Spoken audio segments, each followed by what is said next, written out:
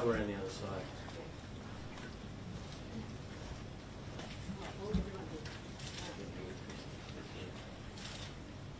Okay, appreciate you all being here.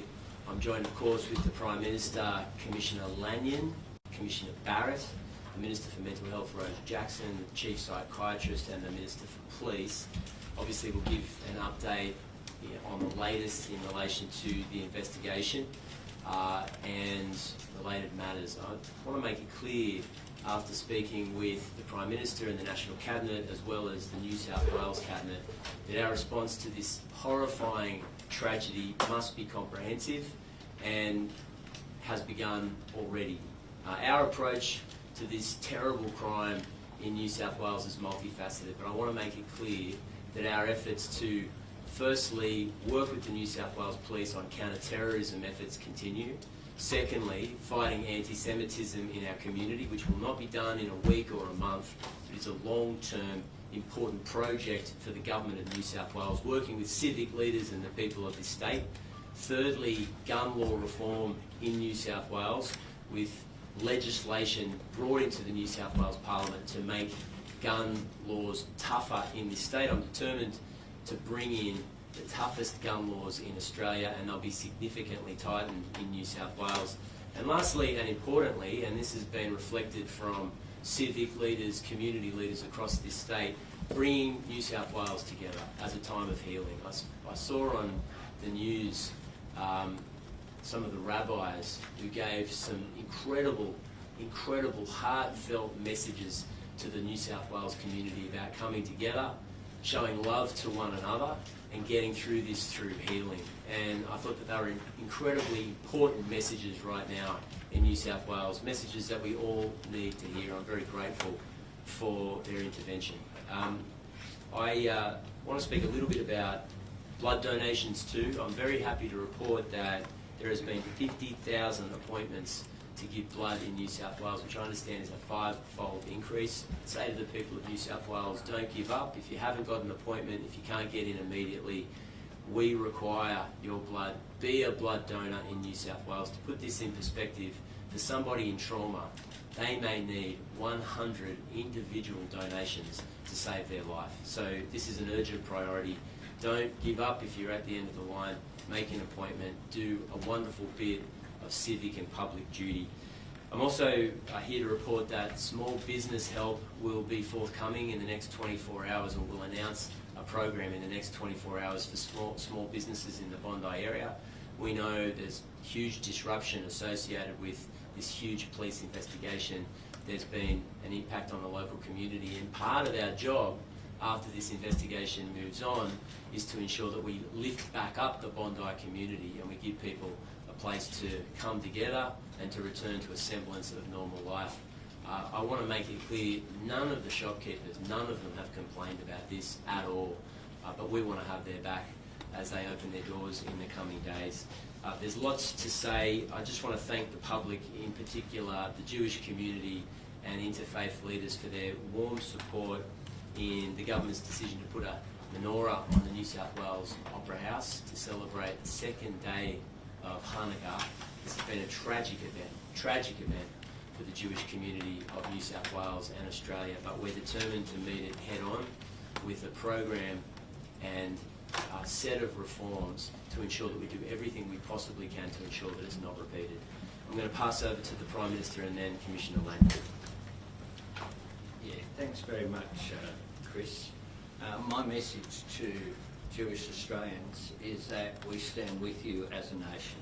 We embrace you at what is a terrible time.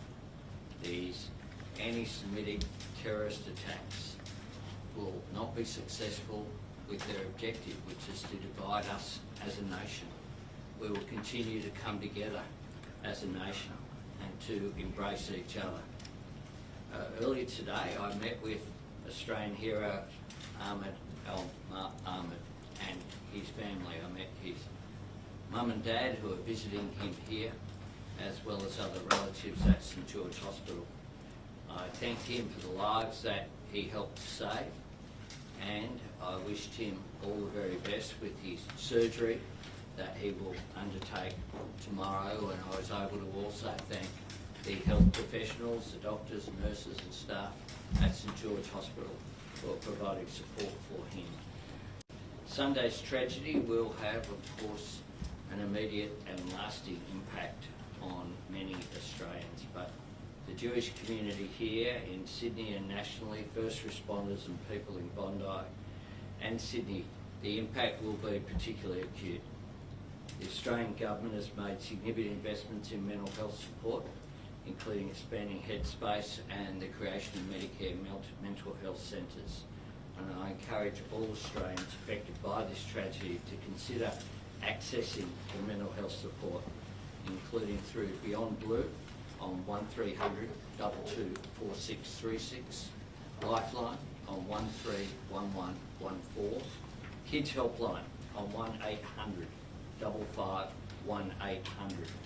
Headspace for children and young people and Medicare mental health centres are of course available to support people affected by this tragedy.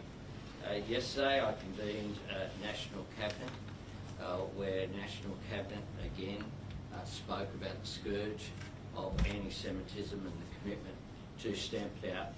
We also agreed that Premier Minns and Premier Cook, as the incoming chair of the Council of Australian Federation, would work together to strengthen Australia's gun laws.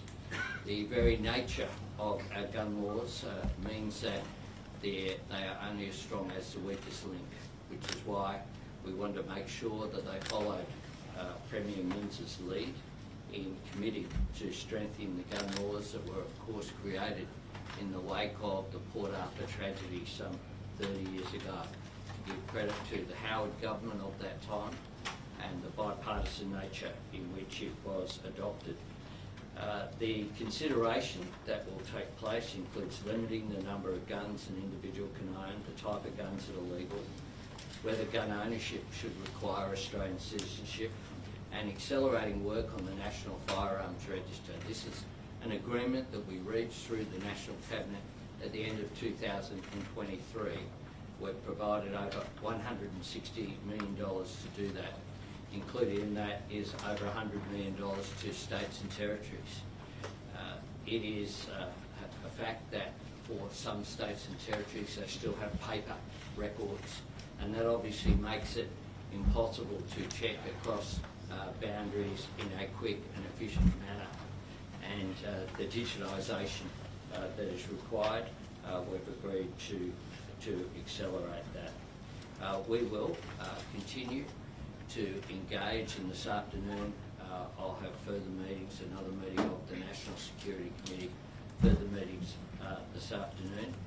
My government is absolutely committed to working with New South Wales as well as working with community organisations, particularly Jewish community organisations at this time. I'll call upon the Commissioner Barrett to make some comments before we go to questions. Commissioner Lanyon first. Thanks, Prime Minister. I'll start first. Just like to give an update. Our two parallel investigations are ongoing. We have a critical incident investigation which investigates the role of police in the matter, and certainly in terms of the death of the 50-year-old male and the injury to the 24-year-old male.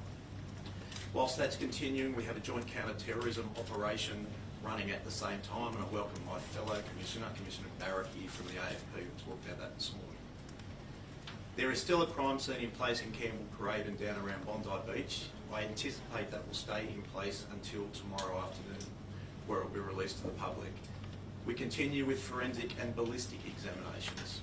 I've made it really clear in previous conferences that this will be a thorough investigation. I apologise for the disruptions to pedestrians and traffic while that crime scene is in place, but I'm sure all of the community understands the importance of investigating this abhorrent matter. The Community Reception Centre has been opened and activated at the Intercontinental Hotel at Coogee. That will provide health support to people who require mental health support, but also allows us to speak to those who are witnesses to this incident and treat them sensitively. The Public Information and Inquiry Centre is operating. That number is 1800 227 228. It's been really important to give our investigators in the joint counter-terrorism space time to investigate this matter, before releasing too much information. There has been reports in the news about our two offenders travelling to the Philippines last month. I can confirm that they did travel to the Philippines. The reasons why they went to the Philippines and the purpose of that and where they went when they were there is under investigation at the moment. I also confirmed that the vehicle, which is registered to the younger male, contained IEDs, but I also confirmed that it contained 2 homemade ISIS flags. We continue to work through the motive of this tragedy, and we'll continue to do so. And I think it's really important that our investigators continue to be given time to do that. This is a very complex investigation, and important that we do it thoroughly. Operation Shelter ramped up yesterday. We have static patrols or static guards at a range of locations around the eastern suburbs, particularly Jewish places of worship and other important locations for the Jewish community. In addition to that, we have mobile patrols. And I want to make it very clear to the Jewish community, as we did to their leaders yesterday, that the New South Wales Police stands right beside you. We are here to keep you safe. I want the community to feel safe and be able to go around their way of life. New South Wales Police will maintain a significant response in Operation Shelter to ensure that the community can go about their normal way of life. I would like to correct a record. I have been indicating that Sajid Akram, the 50-year-old male, has held a firearms licence since 2015. Mr Akram applied for that licence on the 8th of October 2015, and it was recommended that it be issued in November 2015. I'm advised that he did not get a photo taken as required by that licence, and the application lapsed in 2016. A second Category AB licence was applied for by Mr Akram in 2020. That licence was recommended for issue and issued in 2023. I think it's important that the transparent nature of the investigation provides that change. The initial information had been that it had been issued in 2015, and I think it's important to give that detail. He was licensed to hold a Category AB licence, and the firearms that we have seized were attached to that licence appropriately. I'll hand over now to Commissioner Barrett, but happy to take some questions later.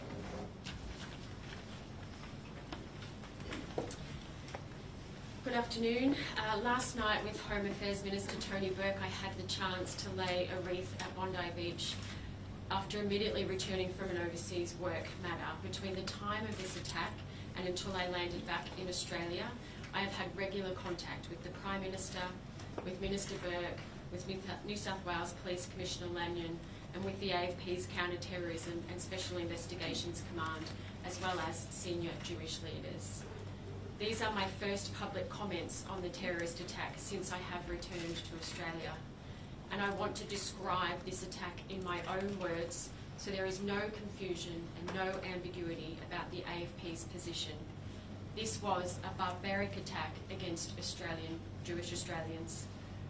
On Sunday, Jewish Australians were hunted down in broad daylight at an iconic Australian beach. The suspected murderers, callous in how they allegedly coordinated their attack, appear to have had no regard for the age or ableness of their victims. It appears the alleged killers were interested only in a quest for a death tally. Like October 7, 2023, we will not forget how that shocking attack forced Jews around the world to relive modern-day terror that should have been consigned to the history books decades ago. In Australia, the AFP will never forget the date of December 14 and what it means for a community that deserves to live in peace and harmony.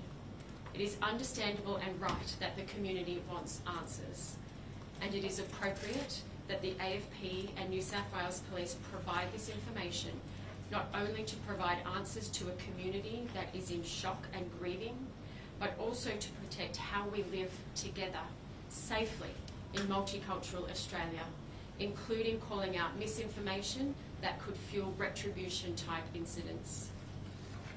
Because of these factors, we will provide information that does not impact on our investigation, noting that one alleged offender remains in hospital and is facing significant charges. Early indications point to a terrorist attack inspired by Islamic State, allegedly committed by a father and son. There is no evidence to suggest other individuals were involved in this attack. However, we caution that this could change given it is early in our investigation. Alleged evidence has provided investigators with a swathe of information that has enabled them to make this initial assessment about the alleged individuals involved and their motivations.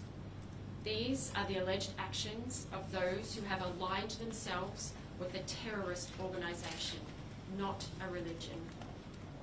The New South Wales Joint Counterterrorism Team, which includes the AFP, New South Wales Police, ASIO, and the New South Wales Crime Commission, is continuing to review the significant material seized during search warrants, and we will not provide further details of that material today for obvious reasons.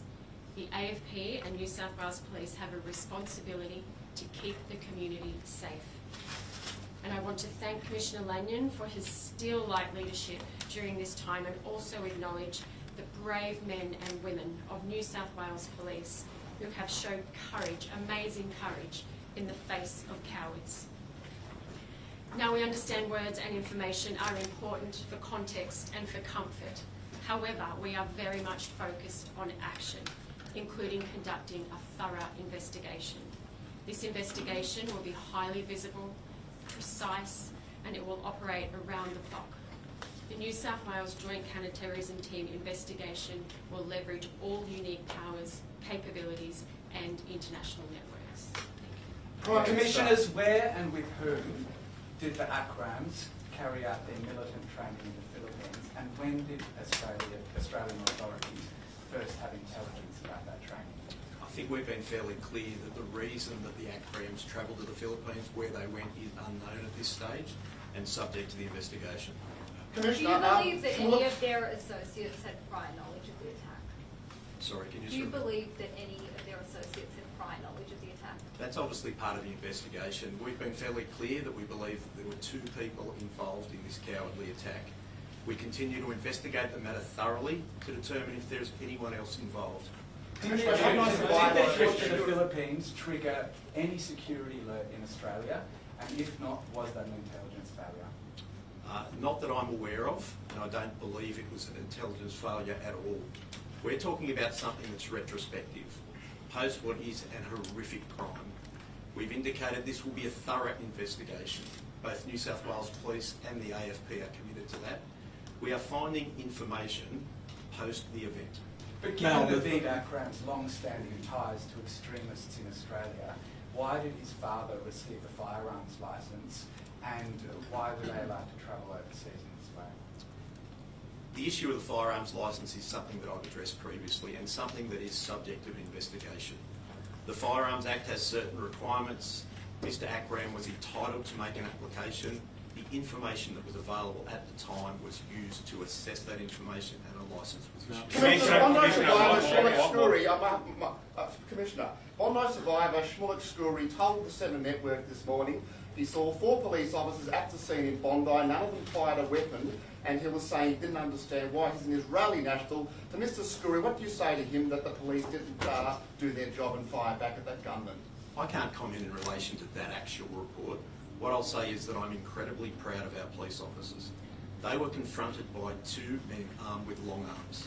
Our police at the scene were armed with pistols. Regarding the timeline of that, can you just outline when did the first police officer arrive at the scene? I don't have that timeline in front of me. That's obviously part of the investigation. I've been really clear. Both the critical incident investigation and the JCTT investigation will be thorough. Commissioner Barrett, we haven't heard from Commissioner Barrett before about how would you describe the adequacy of police presence at Bondi, and can you and Commissioner Lanyon explain why local area command was considered sufficient security for that event? Commissioner Lanyon, you just observed that they only had pistols. Is that all that they had, and why were there not more police resources there? This is a police force that has access to Bearcat armoured vehicles, for instance. Why were there not more resources there? I'll let Commissioner Lanyon answer that question, given it relates to New South Wales. I'll reiterate, that is subject to the investigation at the moment. We base our policing response on the threat that exists at the time. A lot of work is done between ourselves and the Jewish community. Obviously, Bondi Beach is a large and public area. We regularly patrol that area as we did on that day. Commissioner, how many police were at the festival? How many police were at the festival? I've said previously that they received taskings to go to the Bondi Beach, so there were police moving through there at all times. Commissioner, the two officers. How many were at the scene? I can't tell you at any particular time. As I said, they received taskings. But Commissioner, so we had police moving through the area regularly. But Commissioner, were there two officers posted there for the festival? And were those two officers the ones that were wounded? I don't have that information for you at the moment, Damien. What I'll say is we had an appropriate policing response to ensure that police were moving through there, working closely with the community. We take safety very seriously, and I think you've seen that from the New South Wales Police. We are here to support the community. We're here to keep the community safe. Had there been intelligence that there was a particular threat at that location or to that event, we may have had a different policing response. Well, were they the ones patrolling? Were they the ones that were in the vicinity? Oh, or were they first responders? Well, there was a large number of police responding there at the moment. I don't want to give information about that whilst the critical incident investigation. Commissioner. Sorry, I feel it's incredibly important of me as the Premier of New South Wales to respond to some of these questions. The New South Wales Police acted with bravery and integrity. They didn't take a backward step. They engaged the gunman on the footbridge with handguns. The offenders had long-range rifles, and New South Wales police officers were responsible for killing one of them and shooting the other one, and as a result, saving many, many people's lives. Now, there are two officers in critical care in New South Wales hospitals at the moment. They weren't shot in the back as they were running away, they were shot in the front.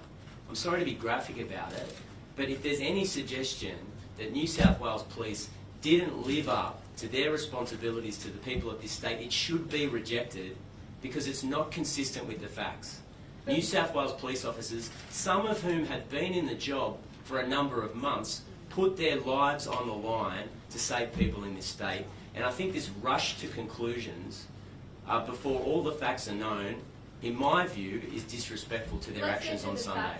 Premier, how many police were stationed? No, I'm sorry, but I do have a responsibility. How many police were stationed there? Was it a failure of staffing?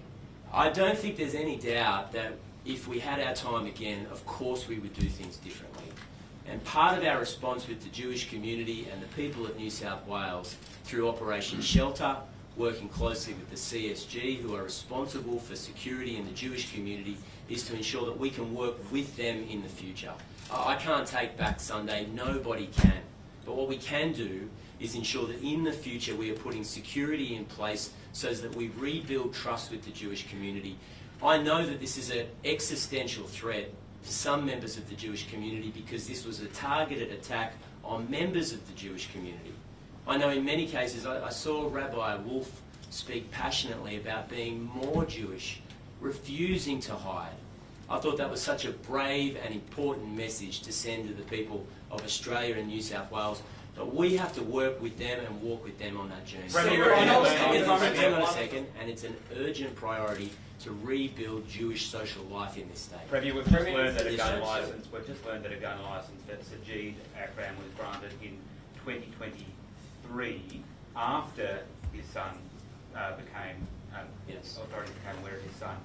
Was it then a failure of intelligence that the New South Wales Police Firearms Registry and people that grant those licences did not know that his son, with whom he lived, was at one stage under the investigation basis? Look, it's too early to say or make a pronouncement in relation to that.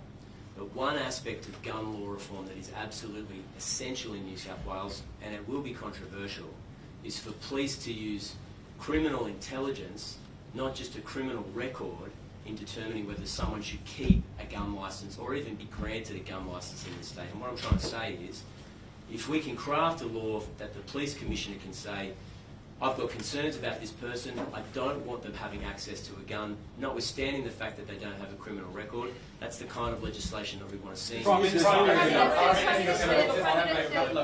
Naveed Akram reportedly links to Islamic State through connections he made as a follower of jihadist preacher Wissam Hadda. Is radical Islam a problem, and how can hate preaching still be allowed? Well, what we know already is, as part of the investigation, is it goes to motive, and what is being investigated, as the Commissioner has said, is that it would appear that there is evidence that this was inspired by a terrorist organisation, by ISIS. Now, some of the evidence which is being procured, including the presence of Islamic State flags in the vehicle that has been seized, are a part of that. Radical perversion of Islam is absolutely a problem. It is something that has been identified globally as a problem as well. ISIS is created by an evil ideology that has been called out, not just by the Australian government, but globally as well. What are you doing right now to clamp down on hate preaching? What are you doing right now, what are you doing right now to combat hate preaching, to crack down on hate preaching? Yeah, we have passed legislation to outlaw hate speech. The first government to do so, to put in place those laws as part of our response to anti-Semitism. Prime Minister, can you just confirm there's been a lot of misinformation flying around about the student visa that Tony Burke mentioned yesterday? Can you confirm the country of origin, whether it's India or Pakistan, and also how long were they in the Philippines, and was that monitored by Filipino intelligence agencies? They are all part of the investigation. So I can't go into that detail, and it wouldn't be appropriate to undermine the investigation by going into it. I asked a question on National Cabinet yesterday. We've just broken a story of the Australian newspaper in relation to that meeting. It says state leaders were forced to push you on solutions to anti-Semitism, that you didn't offer any yourself, that a draft document that was presented to state premiers contained one paragraph about the issue of anti-Semitism, and this was later changed to add a second paragraph that included existing policies that you were already working on. Why are you not announcing a suite of anti-Semitism measures right now instead of talking about gun control? That's not true. The report is not accurate. The meeting yesterday had front and centre a commitment. Prime Minister today convened a meeting in National Cabinet following the evil anti-Semitic terrorist attack directed at members of the Jewish community celebrating Hanukkah at Sydney's Bondi Beach. This is talking about the draft document that was presented to the state premiers. They had to push you on your solutions. That is not accurate. It's just not right. In that meeting, did you specifically raise Julian Siegel's plan to combat anti-Semitism? Your hand-picked envoy, was that referenced? What we did was we referenced the ongoing work, including the National Hate Crimes and Incident Database. Not ongoing work. That is what it is. We have taken the report from the anti-Semitism envoy, and what we are doing is busy implementing it. And we talked about that yesterday. We went through the full range of measures which we are doing. I talked about it, including the hate speech, Nazi symbols, what we're doing on doxing, what we've done with the creation of the National Student Ombudsman, what we're doing with the education program on Together for Humanity in schools, as well as security, migration issues and cultural issues as well. What would an appropriate limit on gun numbers for ownership be, and when can we expect to see a national register? Look, what we have done is to task through National Cabinet Premier Minns and Premier Cook, who's the incoming chair of the Council of Australian Federation, to work on that and come back to national. Do you the Premier, how soon could New South Wales Parliament be recalled to legislate that? Have the Coalition offered you bipartisan support for that? And also for Mr Albanese, are you disappointed about the lack of bipartisanship on the federal? There's a lot of questions. So, look, I would say pre-Christmas. Logistically, we're working with our MPs to get back into Parliament as soon as possible.